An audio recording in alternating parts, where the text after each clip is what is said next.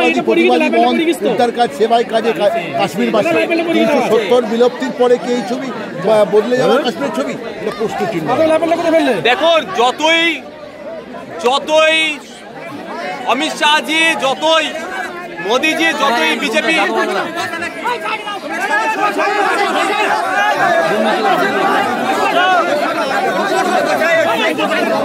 যতই এরা বলুক না কেন, 370 বিলোপের পরে নাকি কাশ্মীরে শান্তি ফিরেছে, নোটবন্দি পরে নাকি জঙ্গিদের কোমর ভেঙেছে। দুর্ভাগ্য আমাদের, গত 2 দিন আগে যে বর্বরোচিত আক্রমণ হয়েছে, সন্ত্রাসবাদী আক্রমণ হয়েছে, সেটাকে আটকাতে এই মোদী অমিত শাহজির দ্বারা যে বিজেপি সরকার চলছে সম্পূর্ণরূপে ব্যর্থ হয়েছে। কাশ্মীরের মানুষ রাস্তায় নেমেছে, যে সন্ত্রাস সংগঠিত হয়েছে এর বিরুদ্ধে নেমেছে। এটা আমাদের প্রত্যেকের জন্য একটা পজিটিভ। গত 35 বছরে যেভাবে কাশ্মীরের মানুষ বন্ধ আমরা অনেক দেখেছি, কিন্তু সাধারণ পর্যটকের উপরে যেভাবে হামলা হয়েছে, যেভাবে সন্ত্রাস সে আক্রমণ হয়েছে, এর প্রতিবাদে যেভাবে রাস্তায় নেমেছে, এটা আমাদের প্রত্যেককে কিন্তু ভাবাচ্ছে। কিন্তু দুর্ভাগ্যের বিষয়, এই হামলাকে কেন্দ্র করে ধর্মীয় বিভাজনে ব্যস্ত কেন্দ্রের বিজেপি সরকার যেমন এবং বিভিন্ন জায়গায় বিজেপিরা, কিন্তু সাধারণ মানুষকে এই প্রশ্ন তোলার মাইন্ডকে ডাইভার্ট করে দিচ্ছে যে ওখানে বিভিন্ন লেয়ারের সিকিউরিটি থাকে, তারপরেও কিভাবে দীর্ঘক্ষণ ধরে ওখানে সন্ত্রাসী কার্যকলাপ চালালো ওই সমাজ বিরোধীগুলো, মানবতার বিরোধী খুনিগুলো। ওই খুনিগুলোকে খুঁজে বার করতে হবে। সে পাকিস্তানে যে লুকোক আর আফগানিস্তান আর আমেরিকায় একটা খুনি না ছাড় পায়। যে খুনির মধ্যেই 25-এর ওপরে আমার ভাইকে খুন করেছে, আমার আর এক ভাই ঝন্টু ভাইকেও যারা খুন করেছে, একটাও না ছাড় পাই। খুঁজে বার করে 56 ইঞ্চি অনেক গল্প শুনিয়েছি, এবার সময় এসেছে সত্যিকার 56 ইঞ্চি না 16 ইঞ্চি তার প্রমাণের খুঁজে বার করতে হবে। একটাও না ছাড় পায়।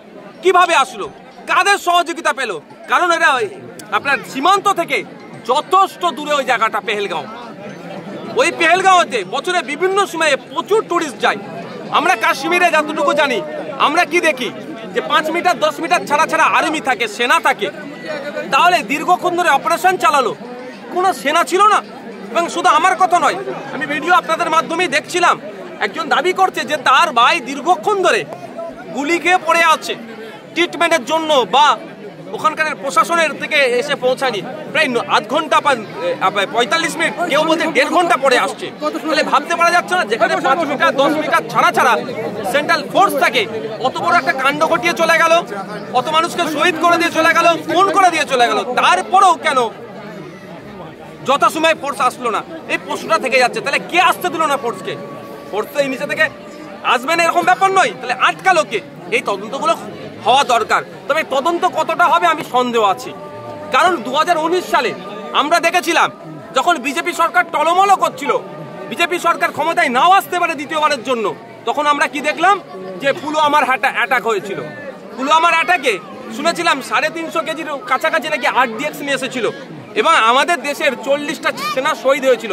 6 বছর হয়ে গেল, এখনো পর্যন্ত আমরা জানতে পারলাম না ওই তদন্ত অগ্রগতি কোথায়, কতজন গ্রেফতার হয়েছে, কতজনের বিরুদ্ধে ব্যবস্থা হয়েছে, বা কারা কারা যুক্ত আছে, কোন দিক দিয়ে RDX আসলো, সেগুলো জানতে পারলাম না। তার মতো এটা হবে না, এটা আমি আশা করব। দাদা, পরিবার বলছে ধর্ম না, রাজনীতি, জঙ্গি যারা কার্যকলাপ চালিয়েছে যে দেশ সহযোগিতা করছে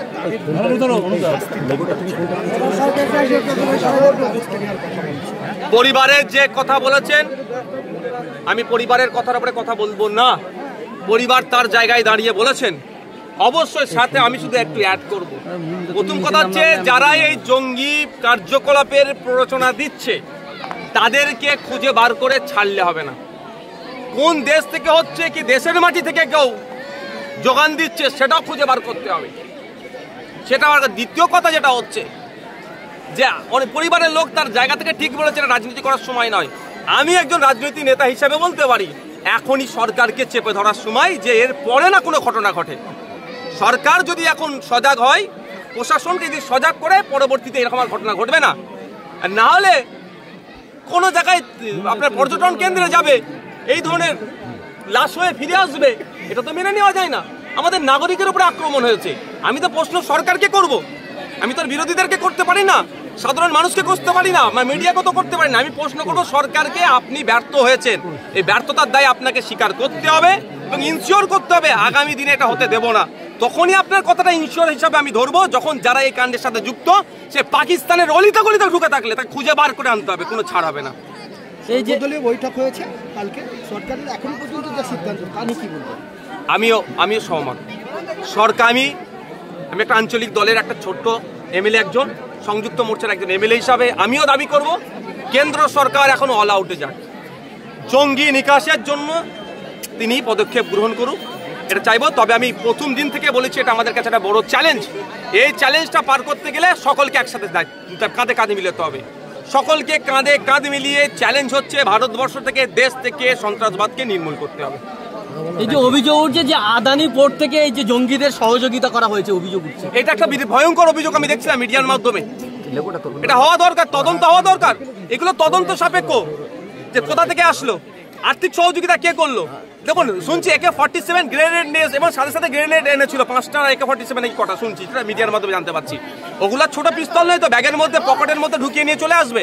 তাহলে AK-47টা তাহলে নিয়ে আসলো কোথা থেকে, কারা নিয়ে আসলো, নিয়ে আসার সহযোগিতা কে করলো, এগুলো তদন্ত সাপেক্ষ, তদন্ত হওয়া দরকার। আমিও চাই তদন্ত হয়ে সত্য আসুক, যে বা যারা যুক্ত একটাও না ছাড় পায়। এই যে পর্যটক 26 জন প্রায় নিহত হয়েছেন, তাদের ক্ষতিপূরণের ব্যাপারে সরকারের এখন আমি এখানে একটা কথা বলবো, কেন্দ্র সরকার সম্পূর্ণরূপে ব্যর্থ হয়েছে। কেন্দ্র সরকারকে পর্যাপ্ত পরিমাণে ক্ষতিপূরণের ব্যবস্থা করতে হবে এবং সাথে সাথে যে পর্যটকগুলো ওখানে গিয়ে শহীদ হয়েছে, যাদেরকে খুন করেছে, তাদের পরিবার পিছু একটা চাকরি দিতে হবে।